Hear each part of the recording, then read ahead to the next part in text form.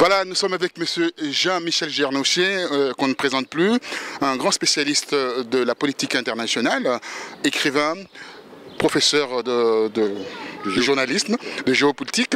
Voilà, donc il va nous parler brièvement, rapidement. On l'a attrapé là, à la sortie de la télévision Alcara. Alors, on l'a attrapé pour qu'il puisse nous dire qu'est-ce qui se passe réellement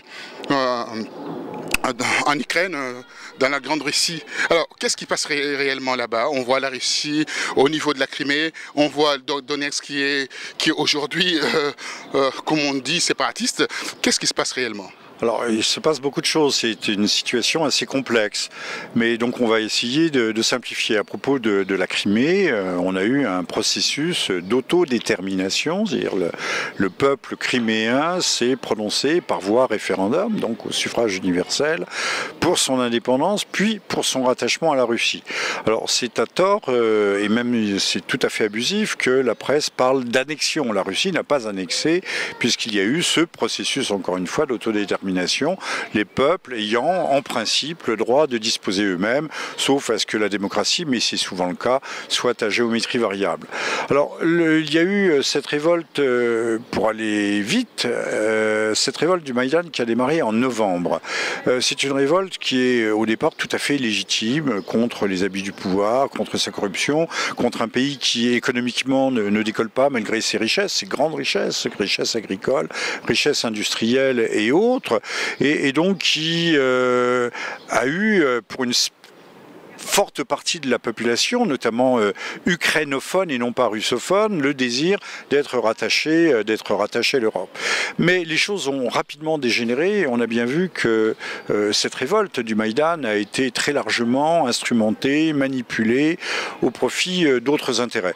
Or, pour aller très vite, on voit bien qu'aujourd'hui, les États-Unis, avec la négociation des grands traités commerciaux transatlantiques, des traités de libre-échange entre l'Europe et l'Amérique du Nord, voire avec l'ALENA dans son ensemble, souhaite rattacher, arrimer l'Europe à sa sphère d'influence. Elle l'est déjà à travers le temps, mais l'arrimer plus encore. Et pour ce faire, il faut découpler l'Europe, c'est-à-dire non pas établir une barrière nette entre l'Europe et la Russie, mais la Russie, aujourd'hui, aux yeux des idéologues ou des néoconservateurs de Washington, a repris le statut d'ennemi héréditaire en quelque sorte. Donc il y a en Ukraine, on voit aujourd'hui au départ ce qui était une simple revendication des foules pour un peu plus de mieux-être, pour un peu plus de liberté démocratique, je mets liberté au pluriel, pour moins de corruption dans les sphères du pouvoir. On voit qu'aujourd'hui les choses ont tourné en un affrontement Est-Ouest renouvelé, au moment même d'ailleurs où les menaces islamistes, le terrorisme islamiste ont fait long feu, comme ennemi et comme repoussoir pour les États-Unis. Alors, une question, là, on a vu le 13 mai dernier, la flotte russe a fait une démonstration terrible pour les 231 ans de la flotte russe. Et ça montre quoi? Donc, c'est la bipolarisation de ce monde? Alors, il y a, malgré tout, qu'on le veuille ou non, un certain retour à une forme de guerre froide. Il ne faut pas oublier, quand on nous parle de l'Ukraine, mais plus encore de la Crimée, que la Crimée était russe. Elle a toujours été. C'est M. Khrouchtchev qui, dans les années 50, on a fait don à l'Ukraine, mais dans l'esprit de M. Khrouchtchev, l'Empire soviétique ne devait pas avoir de fin, ne devait pas connaître de fin. Donc, c'était un don purement formel. Nous sommes revenus au statut antéco, c'est-à-dire nous sommes revenus à la source. Maintenant, la Russie n'est plus la Russie de la fin des années 90, mais en plein marasme économique, en pleine convulsion de sortie du communisme, en proie au dépeçage de son économie et de ses instruments de production par les oligarques. La Russie a repris conscience d'elle-même, elle est d'ailleurs souveraine, voire souverainiste, et elle entend défendre ses intérêts.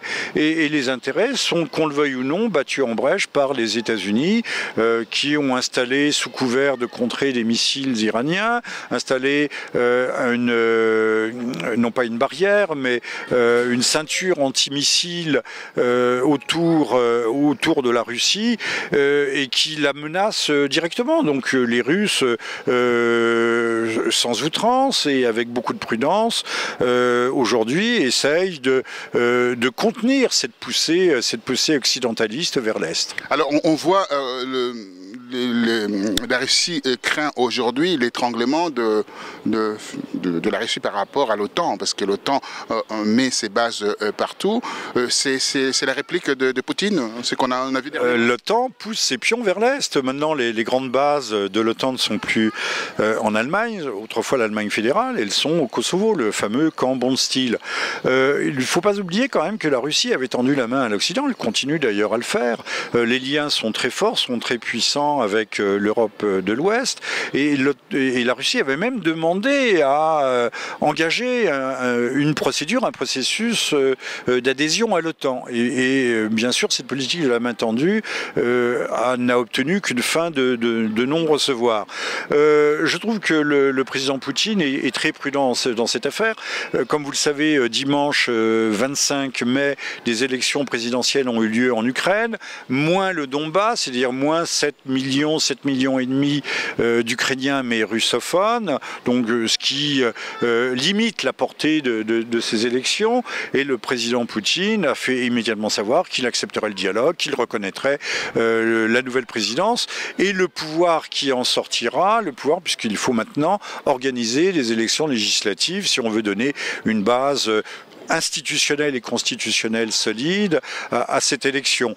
Mais par ailleurs, on s'aperçoit qu'il y a eu des combats, et comme disent certains journalistes plus honnêtes que d'autres, des combats à l'arme lourde ont eu lieu pour la prise de contrôle de l'aéroport de la ville de Donetsk, qui est l'une des deux villes qui s'est déclarée République populaire du Donbass, donc qui entend acquérir son indépendance pleine et entière et peut-être voir son rattachement à la Russie.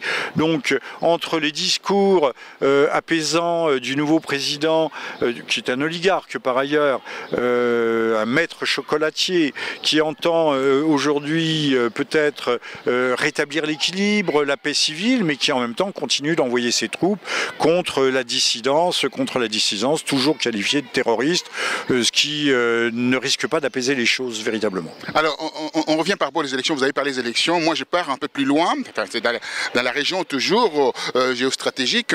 La Syrie aujourd'hui, dans les prochains jours, il y aura une élection présidentielle. Les élections présidentielles.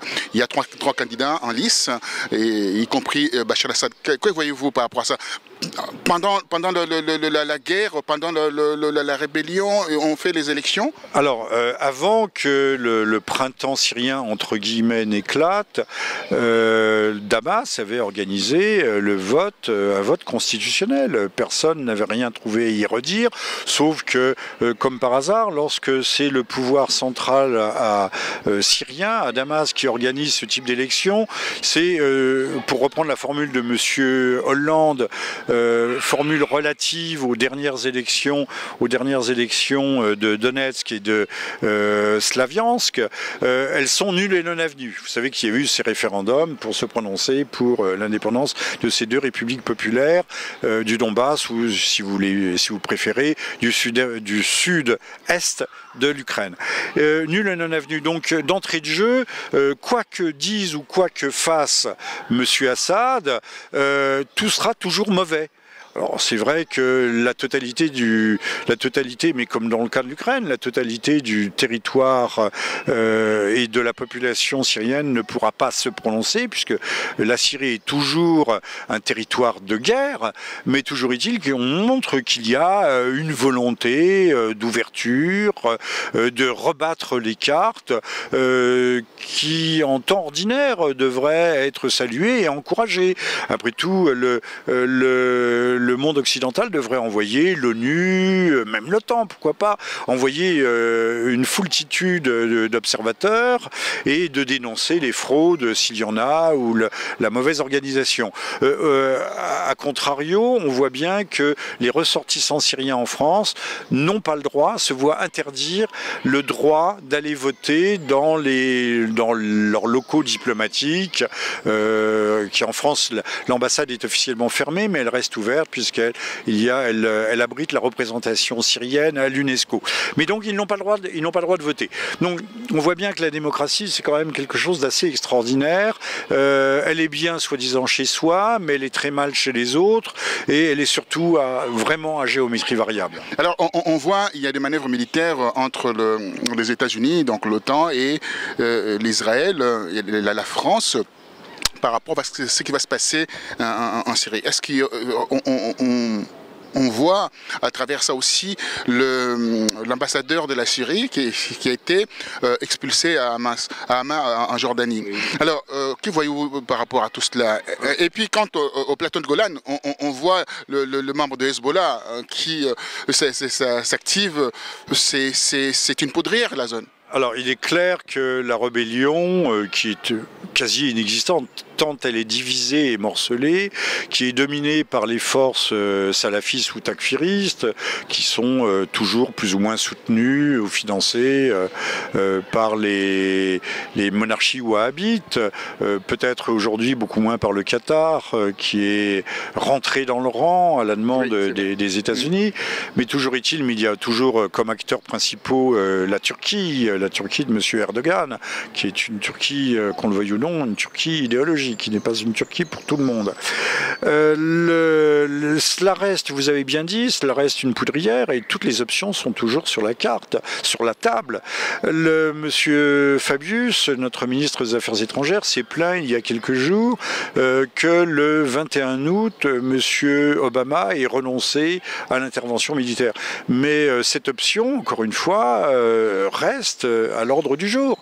Demain matin, on peut très bien voir se rallumer le conflit, d'autant que ça pourrait être une manière indirecte pour contrer la politique de Moscou, du Kremlin et de M. Poutine, alors qu'en Ukraine, les Occidentaux montrent bien leur impuissance absolue. Alors, d'après le stratège économique, on dit que ça viendrait de cette course à l'énergie où il y a le gaz qui viendrait, le pipeline qui viendrait de l'Asie mineure pour traverser la Syrie. Et voilà, donc Poutine met son veto pour ne pas avoir de soucis avec son gaz. Je vais vous faire une réponse brève. Bien sûr, la dimension géo-énergétique, notamment gazière ou pétrolière, le cas échéant, est extrêmement importante, aussi bien pour la Syrie que pour l'Ukraine. Mais il n'y a pas que ça. Il y a une vision stratégique à très long terme, définie par le conseiller officieux du président Obama, M. Zbigniew Brzezinski, qui, dans un livre fameux, Le Grand Échiquier, The Great Chessboard, qui date de 1997, montre bien qu'il y a une grande stratégie de l'empire nord-américain, parce que je comprends le Canada dans cet empire nord-américain, qui vise à contenir tout l'espace eurasiatique, l'espace continental eurasiatique, qui comprend évidemment la Russie et la Chine. Donc il faut comprendre ça dans une toute autre dimension, à la fois géopolitique et géostratégique, même si ces aspects énergétiques sont extrêmement importants, même tout à fait déterminants, mais il y a d'autres dimensions moins visibles, mais plus encore décisives dans la question. Alors, on part rapidement en Afrique pour voir comment l'Africom s'organise à mettre de leur base partout en Afrique. Et cette histoire de traque de terroristes, Boko Haram, et également le gens du Kidal, Nord Mali. Et nous changeons de continent, mais vous avez parfaitement raison. L'Africom, qui est la base de commandement de cette diplomatie armée des États-Unis, qui associe le département d'État et le Pentagone se trouve basé à Stuttgart. Au départ, c'était quelques centaines de personnes. Aujourd'hui, on a dépassé très largement les 3 milliers d'experts, d'analystes qui travaillent, mais également, lorsqu'on doit parler de soft power, il faut parler aussi de hard power, puisque les États-Unis soutiennent un certain nombre d'opérations, que ce soit au Mali, mais plus encore en Centrafrique. Les Français ne pourraient pas se trouver à intervenir du point de vue humanitaire, je le souligne, mais il y a aussi d'autres intérêts sous-jacents et en arrière-plan, des intérêts très importants, pétroliers, diamantifères, tout ça, toutes sortes de choses, mais malgré tout, il y a une dimension humanitaire réelle. Il s'agit d'ailleurs d'empêcher la déstabilisation complète de l'Afrique de l'Ouest. Encore une fois, cette intervention française ne pourrait avoir lieu s'il n'y avait pas la logistique américaine, notamment les fameux gros porteurs américains, et tout cela se fait en concertation. On peut dire de ce point de vue que la France est devenue l'un des relais de la politique de l'Africaine. En tout cas, les choses se font en étroite concertation et les divergences d'intérêts sont minimes. Elles existent, elles continuent d'exister. On l'a vu à propos de l'Ukraine et de l'affaire de la vente des Mistral, contre laquelle M. Fabius était au départ, puis il est revenu sur sa position parce que s'est bien rendu compte que c'était une position intenable. Vous savez, ces Mistral sont ces bâtiments de guerre polyvalents, porte-hélicoptères, que la France doit vendre au nombre de 4 unités, 2 dans les prochains mois ou les 2 prochaines années, à la Russie. Alors pour terminer, vous avez évoqué Boko Haram et vous avez parfaitement raison. Boko Haram, ce qui veut dire livre interdit, l'école est interdite, existe depuis beaucoup plus de 10 ans, mais elle ne préoccupe les États-Unis que depuis une année ou deux. Boko Haram est devenu une organisation terroriste tout à trac et l'on voit bien que ces événements nous dépassant, nous les récupérons et nous en devenons presque les organisateurs, que Boko Haram offre aujourd'hui déjà, mais plus encore dans l'avenir, d'excellents prétextes pour intervenir et pour s'ingérer dans les affaires des pays d'Afrique de l'Ouest, qu'ils soient francophones ou anglophones. Je terminerai avec cette histoire de la France. Alors, Marine Le Pen, premier parti politique au regard des élections européennes. Oui, alors tout ça effectivement est un séisme, mais un séisme psychologique. De même que les Scuds de M. Saddam Hussein en février 1991, qui s'abattaient sur le territoire israélien, étaient des armes de guerre psychologiques. Il y avait eu un mort, je crois, et c'était un mort par arrêt cardiaque. C'est de l'histoire, hein. Je n'invente rien. Le Parlement européen n'est qu'une façade. On voit bien que les véritables projets de l'Union européenne se font dans la coulisse. Prenons les grands traités transatlantiques, parce qu'il n'y en a pas qu'un seul. Ils se trouvent négociés à l'heure actuelle dans la plus extrême opacité, même sous le sceau du secret, et les parlementaires n'auront jamais, même si à l'arrivée on demande au Parlement un par un divisé de prononcer leur ratification, ce qu'ils devraient faire aux parlements nationaux. Le Parlement européen est tenu complètement à l'écart de ces négociations. Ça en dit long sur la réalité de ce qu'est l'Union européenne, c'est-à-dire un pouvoir occulte, obscur et absolu. Marine Le Pen aura l'argent maintenant avec ses députés, ses parlementaires. Je pense qu'en 2017, elle sera au deuxième tour, je pense, il me semble. Oui, espérons simplement pour les Français et pour l'Europe que Mme Marine Le Pen entende véritablement se démarquer des politiques et que son discours n'évolue pas d'ici là pour s'aligner sur le discours dominant. Merci à vous, merci infiniment, merci M. Vernochet, merci à vous. Merci à vous encore et à très bientôt. Merci.